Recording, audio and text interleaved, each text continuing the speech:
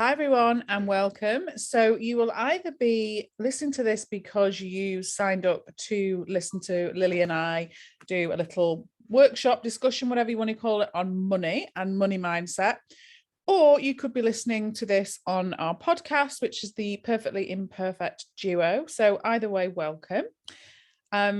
Just to say, it's holidays here and I have a house full of people. So if you hear any background noise, apologies, but we've got a busy household and we're just getting on with it. So if you can hear anything, apologies. So we're going to start. I kind of wanted Lily to start with a little disclaimer, really, because money can be such a sensitive topic. And I think we can always have a viewpoint on the extremities of very poor people, very rich people. But what we're really talking about here, and that they're all other conversations in themselves, but we're really talking here about the average person and the way that we can perceive and see money. Because I think I saw somebody, I think you did a quote, Lily, on your social media, and I just noticed the comment. I never went back and looked at it afterwards. I don't know if it went anywhere, but there was a comment of someone saying, tagged a friend in and said, "Oh my goodness, how privileged is this?" And so it's partly why, I get it. And for me, it's always an interesting one about money. And I know that there are people that are privileged just by default, by birth. But I also don't believe, and this is obviously what we'll talk about now, but I don't believe that it's always necessarily linked to the amount of money that you have in your bank, whether you worry about money or not. Yeah, I completely agree. I'm happy you brought it up because people had commented it, and then a woman sent me a message saying, I love all your posts, and I'm shocked by this one, just in terms of people struggling to pay their medical bills and, that other end of the spectrum. And that quote I heard when I was listening to Michael Neal talk, and it was taken, I heard it and it resonated with me, somebody very middle of the road financially. But before Michael said that he was giving a story of one of his clients who had $100 million or just something. And he still had a lot of insecure thinking. And he said, every day I think, is this the day I'm going to lose it all? And Michael was sharing how Michael had this thought of, well, if I make like $5 million, like I'm never going to worry about money ever. And something hit him when this $100 million man said he still has money insecurity. Michael was like, oh, it's often not a money problem, but a thought problem. And if money could buy happiness, there wouldn't be celebrities wanting to die by suicide. There wouldn't, everybody, if money equaled happiness, everybody, where it is truly a thought created reality. And that said, though, I can't imagine how hard it would be not to pay for housing, Yes, health insurance. yes. If my child had, and so that's where I can recognize my own privilege of, that's where I don't feel like it's my place. That would be a whole other discussion to talk about race, money, class. And so I know, and I'm not discounting that, like, oh my gosh, just think you're fine. And I don't know what that would be if my son had asthma and I couldn't pay, or if I was, in an abusive, there's all of these situations. And we're not saying, oh, if you just think happy, it'll be fine. No, that's part of the reason why I wanted to say that. That's not what this discussion is about. It's about us, like the reality of human nature is that we are experiencing everything through our thinking. We are in the feeling of our thinking, and that also includes around money and finances. I think I shared this with you before, Lily, that I was in a bit of a unique situation growing up, in that my dad was really wealthy and was a millionaire quite young, and really never, as children, we never wanted for money. However, having said that, my dad was also an alcoholic. He's no longer with us, but he was also an alcoholic. And I remember growing up that we went from living in a pretty big house in an affluent area beautifully decorated, with no worries about money for anything, to the point where he would disappear and the bills couldn't be paid. And my mum would have to take me, and was trying to work out, if probably wasn't 5 of us then, maybe 4 of us, and take us to live in a government paid for housing, not knowing where her next bit of money was coming from. Like, so as daft as it sounds, I'd experienced living in like no money worries whatsoever, to us being completely the opposite. And one thing I would say is, it didn't, strangely, it didn't affect my mum's ability to show us love, to care. And I don't believe that my anxieties or feelings of security were actually worse off when we were in that situation where mum didn't have any money. Looking back, those times, in some ways, like playing on the streets with other kids in a neighborhood where that was not affluent, was like some of the best times. Yeah. And so, and my friends, would often say, when I passed my driving test, my dad bought me a brand new car. Before I'd even passed my test, it was sat on the drive. He would take us to a clothing shop, and because he couldn't be bothered to be in the shop very long, he would literally stand at the door and he'd say, right, just all go and get you what you want and put it at the till, and I'll meet you at the till to pay. And literally, even if I had friends with me, he'd say they can get what they want to. And we would literally go in like, I don't know if you've got the program Supermarket Sweep, where you just go in and just get whatever you want, but you'd have to be quick because he didn't want to wait around long, and then go and pay for it. And he'd never quibble it or question it. And yet again, when I look back now, that all I craved stability, in terms of I just wanted dad to be there more frequently. I didn't care that he had all this money. And even though I would go and get the clothes, it never felt great. It never felt like, oh, wow, we're so lucky. It just felt like, well, I may as well make the most of it while he's offering, and might not see him for 3 weeks. Or we'd go away and then come back on Easter with the biggest Easter egg money could ever buy. And it was like, it just meant nothing. Yeah.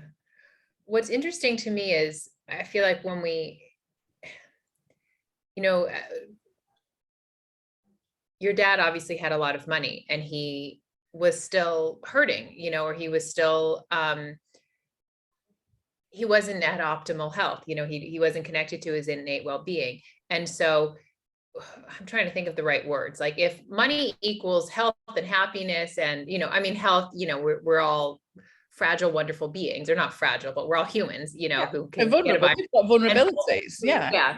But also, not having a lot of money, it's not like everybody with a lot of money is miserable, and so because of that, it's like, oh, what's going on? That mindset, where you actually kind of maybe talked about the simplicity of playing around in the neighborhood, and actually what, and it makes me think of people in extreme circumstances, like Viktor Frankl in a concentration camp, how, and I don't know if I could be, I don't know if my level of understanding is there. I hope it is, but, and so I'm not saying that of saying this is how we should all be, because when I was like maybe last year, the year before, when I was really first watching a lot of Dr. Pettit's videos for the first time, going through the series of hope, I heard him share this story of a man who, somebody began studying him because he was 120 and he was in great health. Wow. And there was a researcher kind of studying aging or something. And they said, there's this guy,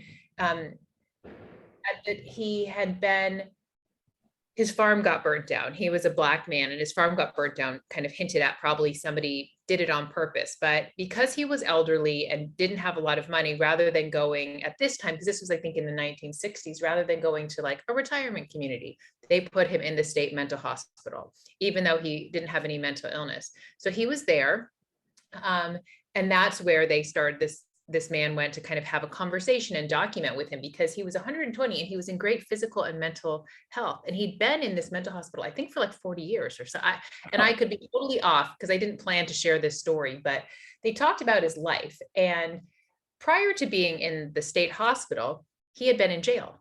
just because he was walking down the street and he smiled at a white woman. So he got thrown into jail. And so this researcher was talking about his life, and he said, oh my gosh, like, what do you contribute to? He said, well, I've never been angry for longer than 30 seconds. And he's like, what about even in jail? And he said, well, that would have ruined my day. It wouldn't have helped me at all.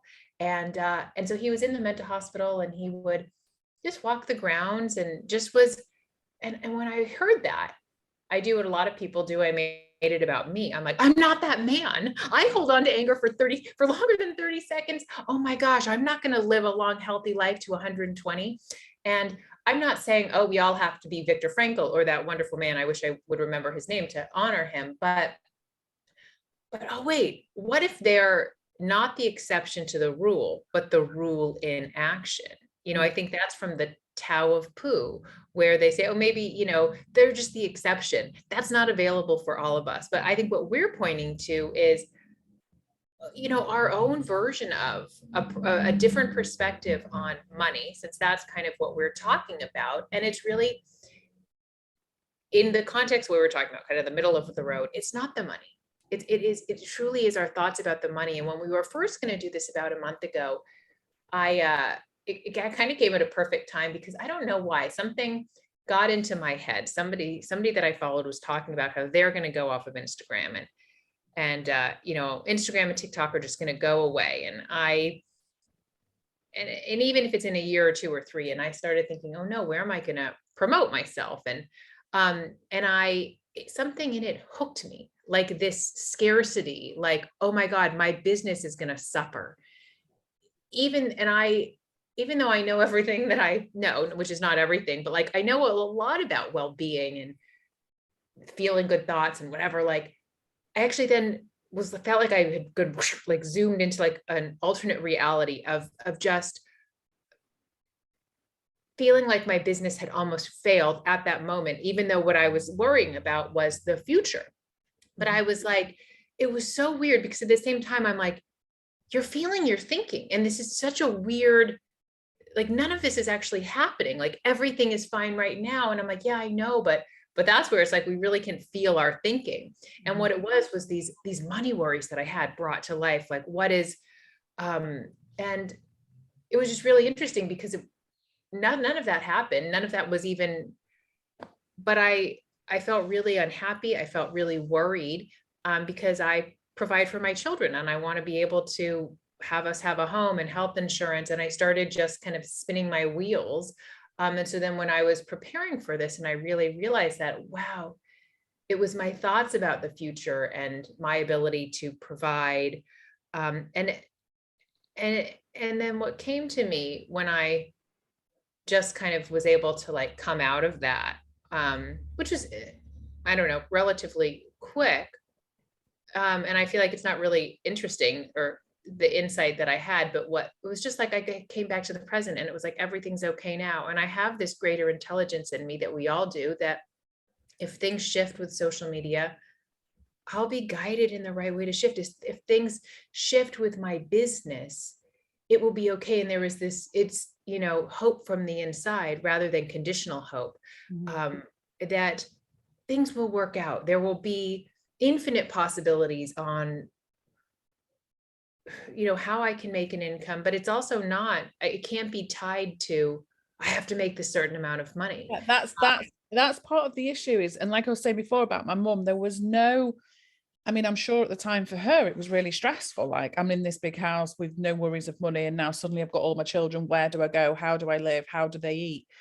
And, but it never, as a child being taken care of, it never, I never felt unsafe. I never felt for 1 minute that mum wasn't going to take care of us. And never, so, and I think also, okay, I get that money is a transaction, we pay for things practically. And again, we're not talking about the extremities here. We're talking about average.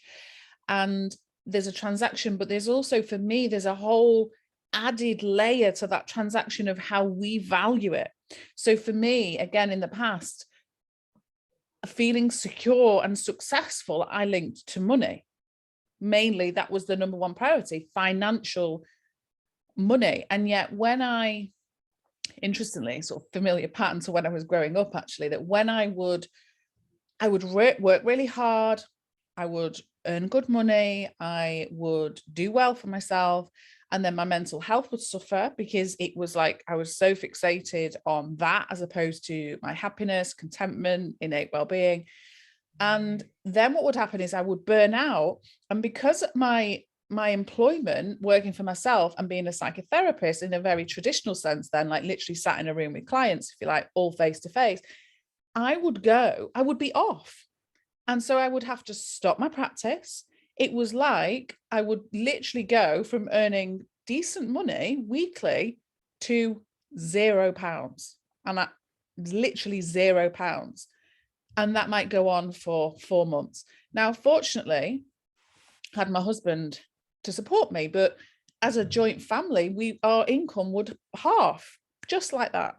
Yeah. And then I would focus on myself and my contentment and my well-being and build myself back up. And then I would have this pattern of, all right, now I need to get financially secure again.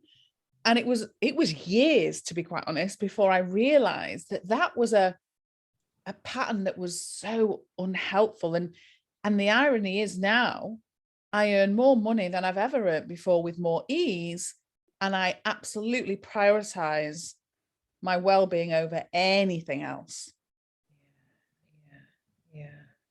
Because even your creativity, your ability to remain grounded, all of that actually means we can show up and we can, for me, like I say, I'm much more likely to think of ideas and think, oh, I can do this. And yes, I'll earn money from that, but it's more that it's just one aspect of many parts of my life that can be enjoyable, and rather than what I used to do was I must make lots of money so I feel secure. And I think part of that probably did come from this idea of seeing a person could have a lot of money and then none. So it was like, so how do I make sure that doesn't happen to me? And then ironically, it would make me ill. Yeah.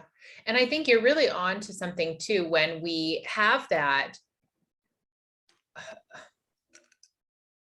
when our beliefs are holding us back, whether it's, oh my gosh, I'm never going to have enough, or I have to push myself, or that only happens for lucky people. Yeah, people like me don't earn a lot of money. Yeah. I was reading something yesterday about,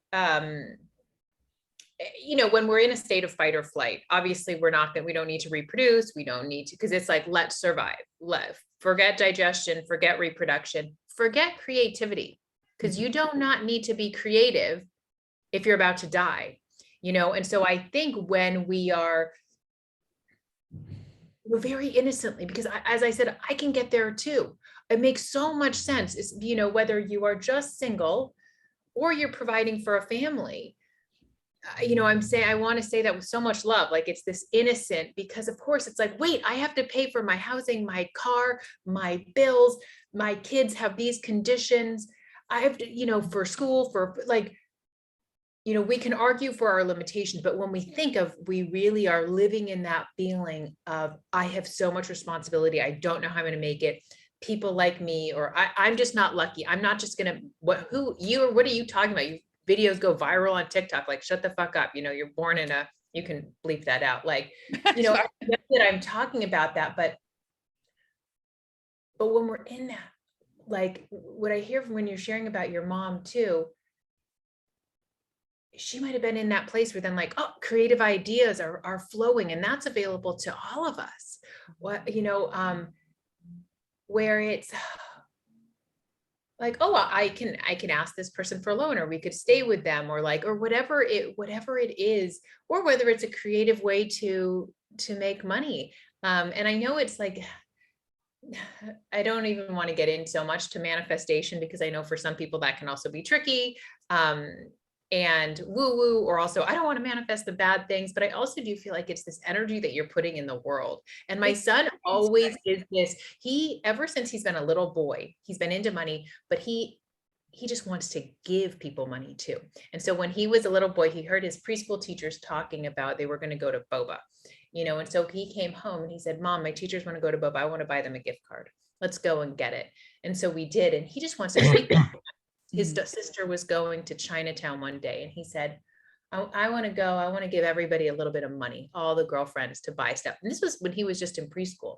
And then he finds money everywhere. On Halloween, he found a $20 bill, and he's just, and people are always giving him money, and he's giving money. And I'm like, you're just going to be, and I don't want to put that bad ideas in his head or whatever. He's going to be a millionaire. Like, and it's because he's, and I don't know, I guess I'm so sensitive because I don't want to, I don't know. I am aware of kind of how we started off there. Yeah, but I know exactly, I get exactly what you're saying, but there is certainly, whether we like it or not, and this might rub people up the wrong way, and maybe that's when we get rubbed up the wrong way, sometimes it is a way for us to reflect on our own internal process.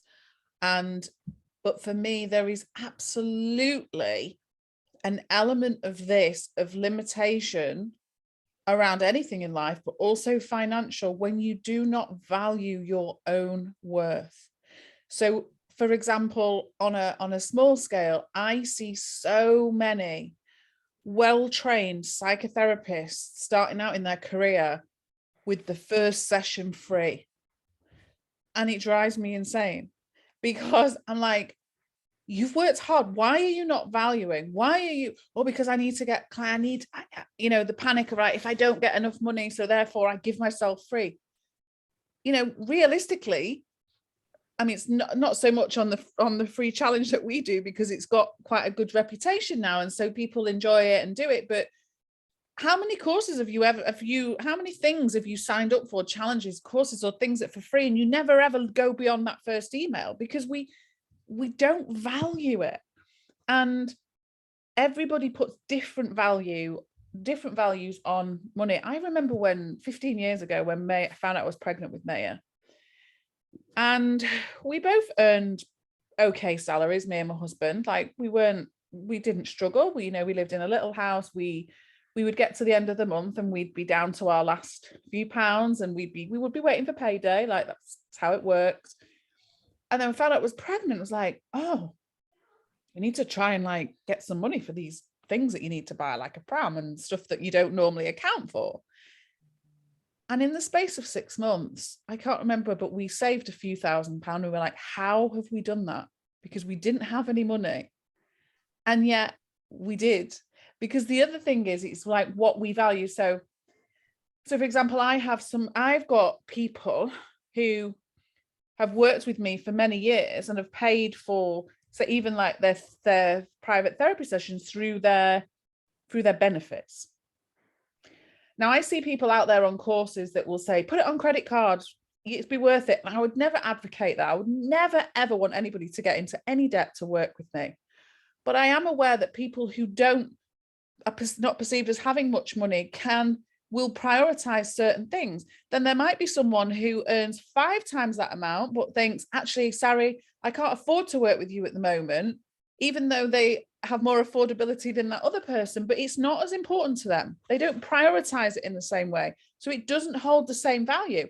And that's not on me to say, oh, well, actually, I've worked with somebody who's got a lot less money than you. You should. No, that's not for me to say, because to them, that's not the case. And again, it's all of our, when I was younger, I used to laugh because my friends would be like, some of my friends would be like, oh, I don't want to touch my savings. I'm like, savings? You have savings? Like, really? Do everybody have savings? I'm like, I don't have savings. But again, they would see themselves as not financially secure because there wasn't enough savings. Whereas to me, I felt relatively financially secure. I didn't have any savings. Yeah. Well, and that's where I think this key is this change of perspective, where savings doesn't equal security. No savings doesn't have to equal no security. We're doing our taxes here in the United States. I have to get an extension, but I said to my partner yesterday, guess how much money I made last year? Because it's the most I've ever made, because I was also a school psychologist and doing a coaching. And so I told him, he's like, oh my God, are you freaking out? How are you standing for taxes? Just because it's like, I've never done taxes as being self-employed. And I was like, zero worries. Like, I don't know. I have no idea how much I'm gonna know. It's going to be fine. I mean, I've saved, but it's like, for some people that can be very anxiety inducing. I don't know. I don't have any thoughts about it. Again, But it's the thing of, I sometimes say to my husband, the more, as we've got older and more financially secure and lucky, you know, he's worked his way up in his business. We both come from pretty different backgrounds, but he's done really, you know, he's a very stable, like, trained as an accountant, has always been an accountant, like worked his way up, you know, very stable, steady, secure. As I said, I've been like up here, down, up, down, up, down. And now at this time in life, we're kind of relative, you know, we're stable. And yet sometimes he worries more now about money than he ever has. And I'm like, we could have millions in the bank, which we haven't, by the way. We could, and he'd be even more stressed about it. And it's like, where do we draw that line of, and again, this isn't, you know, talking about, like, I get, as you were saying before, if people haven't got the money to cover their basic necessities, then it's awful and it's another story. But there are people out there who can cover those, who still lie awake at night in bed worrying about money. yeah, well, that's where I wrote it down from Michael. I think the quote that I put, that I heard, money can't solve money problems. And we're not talking about, you know, because money problems aren't money problems, but they're thought problems. And I think that's what you're talking about with Matt. And this came from Michael talking about his client who had $100 million. He said, we don't feel money. We feel thought in the moment. We live in the feeling of thought in the moment, not the feeling of circumstance. And he kind of was talking also about peace and well-being doesn't come from how much money you have or how well you do things. You know, then you put all your energy on how, kind of what you were talking about in terms of psychotherapy, or like, it can take you further and further away from peace of mind and well-being. And I think of Dear Liza, one of Sydney Banks' books, and Liza, they use kind of like funny old terminology, but she was a young child experiencing homelessness with her younger sister, living on the streets of, I think, somewhere in England. The story takes place, and it's written, I don't know what time of the world. It was not, obviously not current day, and not even current day when Sid wrote it. But it is this story of a young child who was the caretaker of her younger sister. And yes, it's a fictional story, but also a very wealthy kind of government man. And he meets, and he actually starts learning about, like, he saw Liza, and Liza's mother seemed to understand the three principles and kind of had passed this understanding. And he would say, and she had made this little home somewhere in a little shack. Mm-hmm. And even though, and her sister had a big cough and was sick, he was just blown away by her positive attitude, her peace of mind, like in these, what he would see, like horrible, horrible conditions. And I would wanted to go and like find quotes from there, and I didn't, but I think it's interesting, and that's a place, and not in a Pollyanna way. And but wow, for somebody to just kind of be curious and open, because we know that openness and curiosity are what spark insights. And I know if I get lost in thoughts about worrying about the future, which comes from love, because I want to be able to, I don't want to worry. But I mean, my main money thoughts are about my children and about providing a nice life for them. But I can notice when I get lost in thought and I'm feeling my thinking, and I'm not present in the moment, and anytime we don't feel good, it's like, oh, the present moment coming to come back, because then I'm connected to that hope from the inside, knowing there are infinite possibilities to how my future plays out. And that I'm going to be more able to see opportunities, more able to just have that, like, be connected to our wisdom, and so we talk about that a lot, about, our brain, our intellect, that's like this computer that might think, well, people like me, people with my education or my family, like, is so limited. But our wisdom, that's the wisdom that creates worlds, that grows babies, even when you're not able to eat a lot of food, like babies are growing, that wisdom is like, oh, this is no problem for me. I have got so many creative solutions, and I think of Dickens said that his brother really loves to give back to the community, and he lives, and I don't know, was it when he was in your group? Maybe it was on Crazy Love. And he was somewhere in Mexico, and his brother really wanted to provide food for this orphanage. And so he went to like a Costco of sorts. And he said, can I take the food, the old food that you're going to throw out? And they were like, no, we just can't, because it can't have our name on it. Like, no. And he was persistent. He kept going back and going back. And he's like, I think, and then they said, okay, fine.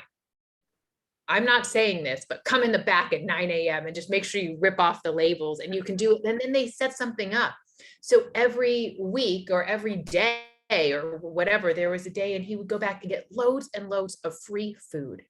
And, I'm always inspired by, there's a movie, it's actually based on a true story, also about an orphanage in Mexico called Casa Hogar, and they about to lose the orphanage. And then they win this big fishing tournament. And I know that somebody might be thinking, oh, well, why are you throwing out those one-offs? Like, I'm not that person. That's not going to happen to me. But back to that thing of what if that's the rule in action? What if, because that's how it is. I think that creativity, that insight, that resilience, that solutions is available to all of us, every single human being, no exceptions. Or also even just being as happy as Liza. Yeah. And partly people, again, it's this how we value ourselves and our capability. And I worry less about money now than I ever have, but that is partly because what really makes me feel secure is not an amount in my bank. It's a faith and a trust in my ability. I do not believe, and it might not be true, but my belief is no matter what happens to me, I am going to be okay and I'm going to make it and I'm going to find a way. And I truly, truly believe that. But yet for years, I didn't, because I lived in fear of, this idea that I wouldn't be financially secure because of my anxiety, because my capability, in my view, then would fluctuate. Whereas now, my feelings, my anxiety levels, my emotions can fluctuate. My capability never fluctuates. And that the only difference is in here. When we're saying about those examples of those positive things happen, it's a bit random this, but I was thinking about this before I came on the call. I've actually worked with 2 different clients who won the lottery, strangely. And they were both in therapy because of things that had happened and gone wrong in their lives, which started with the money win.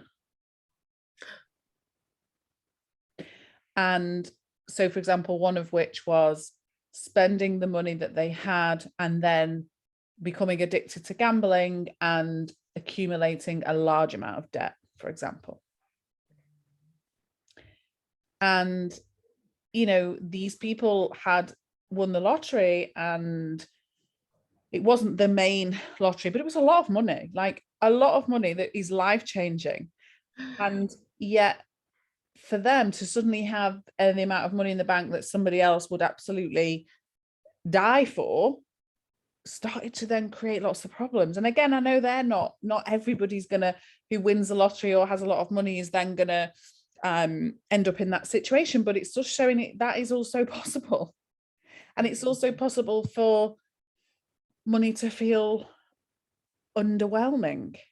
Like when we have this idea, and again, I use this example of my dad, when my dad was eventually diagnosed with cancer and he was pretty much bedridden. And in his head, because he'd always equated success, if you like, to money, that he said, right, well, I need to make sure I've got £1 million in the bank before I die so that I can leave it or do whatever. And he made it his mission and his distraction whilst in bed to sell his business and to make sure it was profitable enough to get whatever. And as he, did manage to sell his business and was doing, and then I was having a conversation with him where he just seemed really sad, really flat. And he's just like, I've got all that money sat in the bank. And his actual words were, it's no fucking good to me now.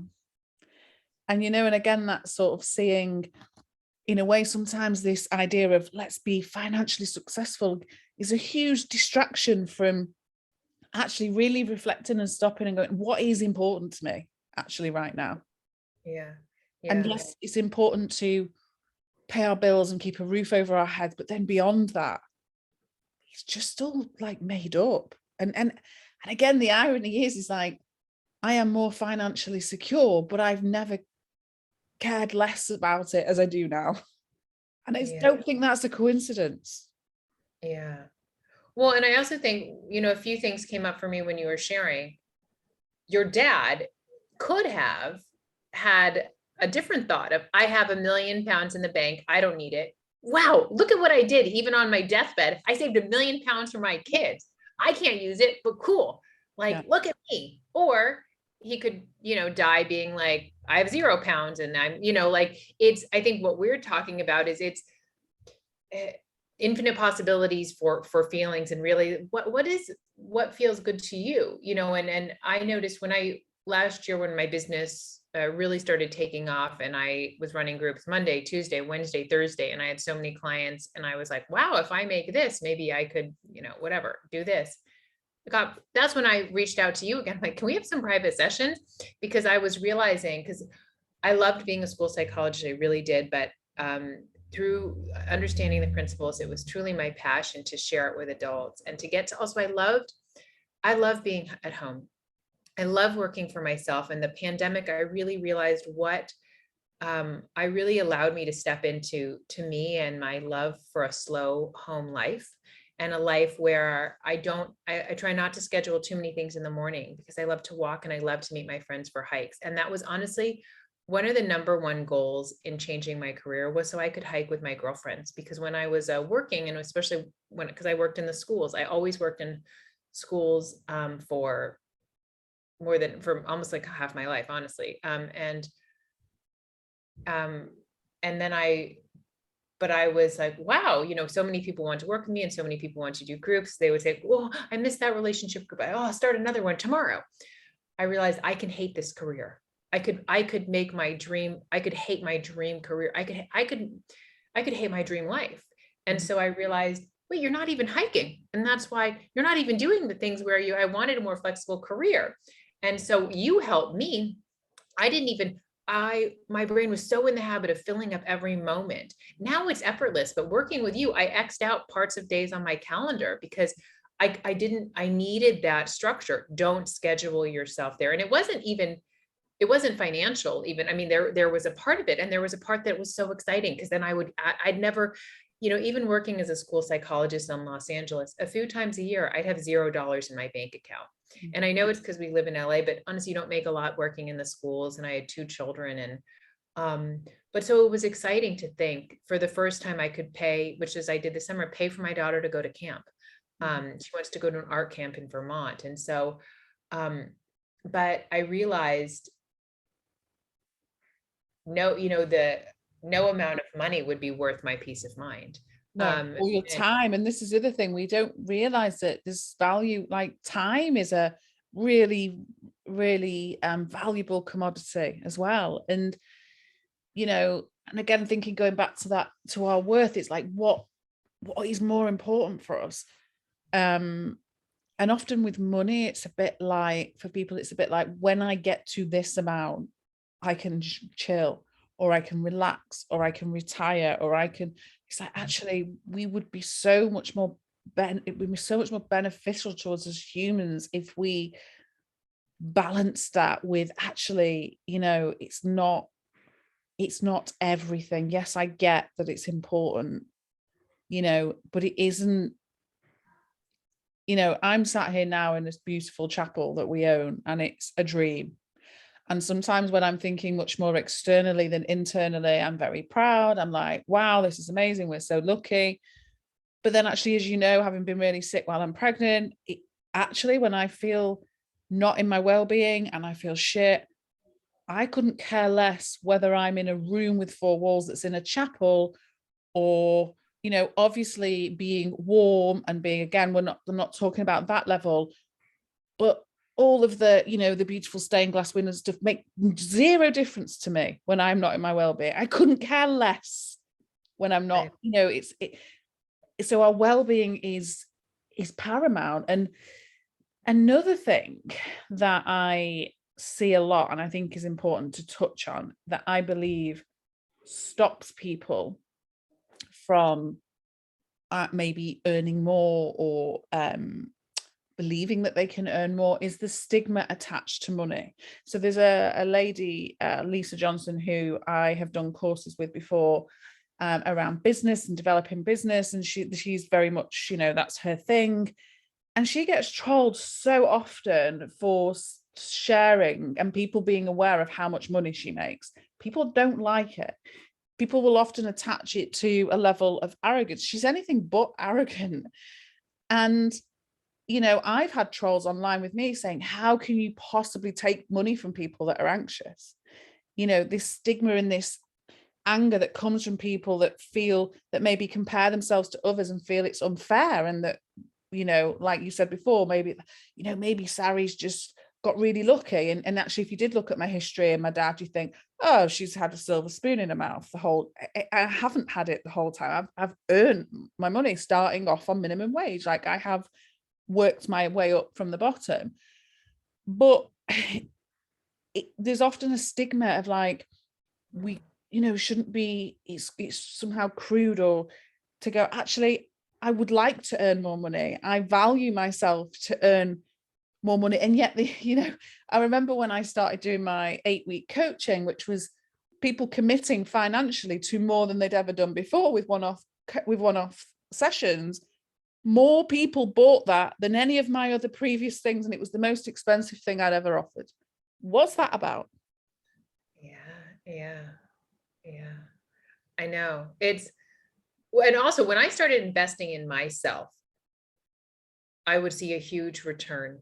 And I remember, because I've done a few retreats that I would save up, thousands of dollars to do, because I was like, and I remember then when I went on one, and obviously they were not as life-changing as the 3 principles, but still I love, and I'm doing one of Michael Neal's programs that it's up there with a week-long retreat. There's not sleeping over, but I really, it's an emerging voices, but when I've done that, and I have this like weird mindset shift where I'm like, it's not going to impact my bank, even though sometimes I've really saved. But on one of them, you did this week-long retreat, and then you were supposed to like stay in a hotel. And so I was saying, like, what are hotels around the area, like before you went home to your family?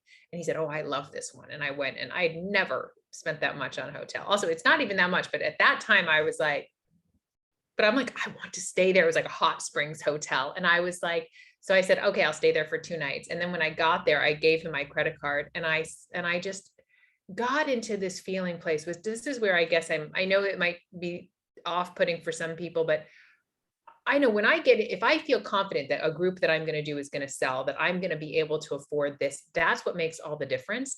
And it really, like, because if I have insecurity, but I thought this is so good for me.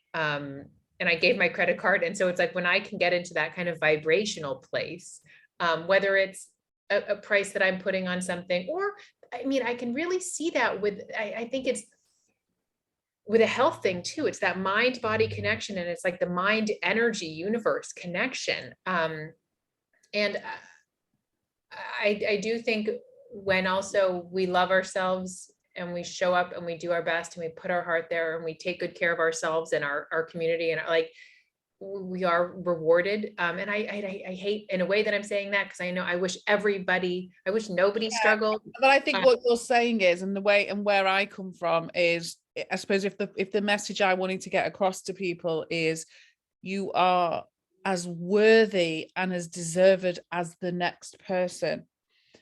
And yes, I know some people, it does fall very easily into their lap, but it doesn't mean they're happy and they're content. It's like, but it's about us valuing ourselves, and, knowing that we are worthy, and it's okay for us to put out there that we want to work and we want to earn a decent salary. It's like, don't be scared to say that, even if it's not happening in your eyes right now. You can say that out loud and not have kind of, oh, people, again, that sort of shrinking, people like that doesn't happen for people like me, that just, and I see, and again, I always feel like, just wanting to reach out and give a big hug to, like, you know, I mean, some parenting groups, and parents will say, you know, I'm struggling for money, I'm on my own. And I see all these parents taking their children to theme parks and I can't do with that with my children. And I just feel like grabbing hold of them and saying, that's not is what is important to your children. You know, as I said in the beginning of this, it's not about, in fact, you know, I see evidence of children who cannot sit still and relax and ground themselves because they do too much, quite frankly. You know, they're overstimulated massively. And yes, I get that these parents are then looking out and comparing themselves to people that are taking their children here, there, and everywhere. But you know what? Giving your children love and warmth, and I don't, you know, I mean, obviously practical, but like when I say warmth, I mean just knowing that you're there and you will scoop them up, and that's what they're going to remember. Not, oh, we went to that theme park. You know, sometimes my mum will say to you, oh, do you remember when we went there? And I'm like, no, Yeah. I don't remember it. What I do remember is, you know, being up really late at night when we should have been fast asleep in bed and having been told stories. Or, you know, I remember when we moved house once and we had no furniture, the electricity wasn't working. We were literally in this, and we were just all snuggled up together in this room, and it was like we were all in the same room, and it was like I remember it fondly. Yeah, yeah. Well, I remember reading a study after Hurricane Katrina happened, I don't know how many years ago in the United States. And they talked about children's impact. Were they negatively impacted, or their resiliency? And it really depended on how their parents handled it, how they handled this crisis, you know, and that's what I'm, you know, whether it was an adventure, and okay, you know what, we have to move. And I'm divorced. My children, we separated but then we actually were moving out right not long before the pandemic. And so I had some guilt, so I moved out, even though I continued to pay the mortgage. But I took my kids to my parents' house, but my parents have a lovely home here in Venice and Los Angeles, and which they will rent out, and they live in about 3 different places, London. And so sometimes my kids and I would have to move. You know, when you hear this stuff, oh, stability, but what was stable was our happiness. So it was an adventure. So at one point we'd been in my parents for about a month, and then I had to take us to an Airbnb. And it was still practicing as a school psychologist. So I had all of my belongings in the back of my car. And I was like, look at me on an adventure. And I knew I could almost look at it as like, poor me, I'm living, but I was like so excited. And my kids and I lived here. And then throughout our time at my parents', we would move to one time we were in a hotel, and we just had all of my daughter, because it was the pandemic. And so they were trying to have some little activities. My daughter moved with her guitar. And there was a lot of stuff happening during that time of the pandemic, with the world here and some protests. And at one point, this whole street was blocked off, like with the National Guards, but we had gone to visit my cousin. We were making friendship bracelets and eating pizza. And I was like, going through the divorce, our housing, but we just had a good time, and it was like, I remember my cousins and I like looking at each other, because it was like there was a 6 p.m. curfew. We all had to get inside, but I didn't want to freak my kids out. So we were like waiting just to eat pizza. And I'm like, all right, I think we should head home. And we could barely get home because the guards had blocked off that street. But and I know this isn't money, but it was a strange time. And sometimes we laugh because we'd have to be at a home that was like infested with ants, and just it was like seemed like it was haunted. It just had a weird vibe, but we always had our humor. We always connected. My partner would always be there, and our best friends, who's my cousin and his fiance, who I get to marry next month. And I think they have such a positive attitude. They're so fun. And so throughout that really tumultuous, or which could have been, we played games, we joked, we just made the best of it. And my kids haven't been negatively impacted by a divorce, and also a divorce that was like mid-pandemic, and somebody had emailed me and said, how did your kids do it? And one, they had the stability of two extremely loving parents and also a bunch of other loving adults in their lives, and they're thriving with friends. And and I think it's not to put pressure on like the perspective that you have, but I think it's like to kind of have opening curiosity. How would my life be? Well, what would kind of be different even in my thoughts on money if I focused on my well-being, if I allowed my understanding to go deeper, not in like I have to focus on changing my thoughts about money, because I don't think I did. It doesn't sound like you you did, but just as a result, you actually are in a great financial place and you care less. There's different Yeah, thinking. And I think, the security never came from the amount of money. The security now comes from the trust and faith in myself and my abilities and my capabilities, regardless of whatever shows up. yeah, yeah. And I get, sometimes if I will like lose followers or something, I'm like, meh. And of course my brain's like, everything's going to fall apart. And then I'm like, and what pops in is, you have like, I get excited because what I've seen over this, almost 2 years of having my own business, and a lot of it is promoting on social media, is I wonder what's going to happen, because then somebody else might share something and I'll gain 500 followers. And I know that seems so dumb, but the key to the unknown, which can be financial, is hope. But it's not conditional hope.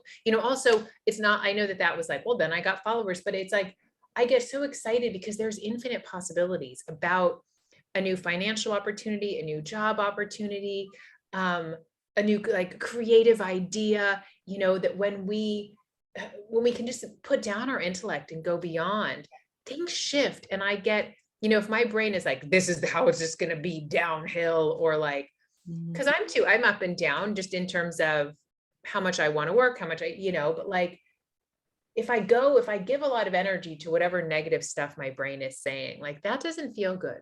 Yeah. And that lets me know just what train of thought I'm on. It's not saying, yeah, this is your reality. Bad financial stuff is happening.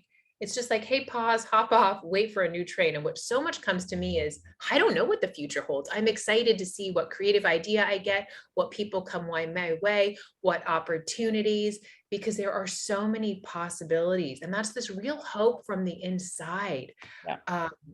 And just this trust, and that's available to everybody, not just every human being can have that hope from the inside, allow their creativity to flow, and allow a change of perspective, regardless of finances, but also that finances are never stuck. Like it can be, I think if we think, well, my job, there's no way for me to move up. Like I've seen again and again, we don't know, like, yeah, winning the lottery, having a raise, getting an idea, like, and it's not just the lucky people, because we're all lucky. That's not the exception to the rule. That's the rule in action.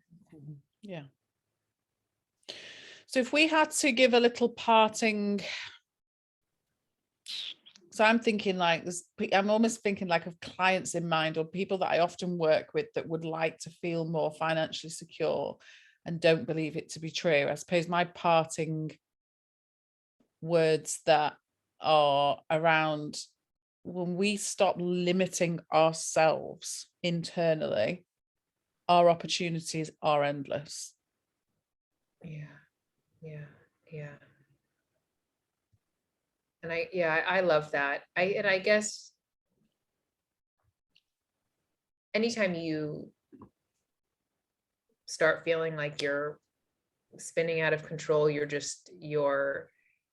caught up in those really urgent kind of doomsday scary. And I know that they can seem like they're based in reality, or that there's actual money things, but that can just be a feedback that, hey, pause and allow your mood to rise, allow your mindset to shift, like not to think when you're not feeling good, that's not the time to kind of solve problems or to think about it. And if they start to feel real and limited, like I've done everything, I don't see a way out of here, that's not meaning, yeah, you know what, this is the exception. It just is an opportunity to come back into the present and to let it go. And to, just as you were saying, to wait until our consciousness can rise and see what new ideas come, because we have that self-correcting mechanism where we do, and there's just our creativity can flow, and our solutions, you know, it's like when we are in that kind of problem solving mode, it seems like, oh, I'm going to think my way, or I'm going to think my way out of it. But to recognize, oh, actually, when we're just kind of thinking ourselves in circles, and that I think that Einstein quote, if you can't think your way out of a problem with the same mind that got you in there.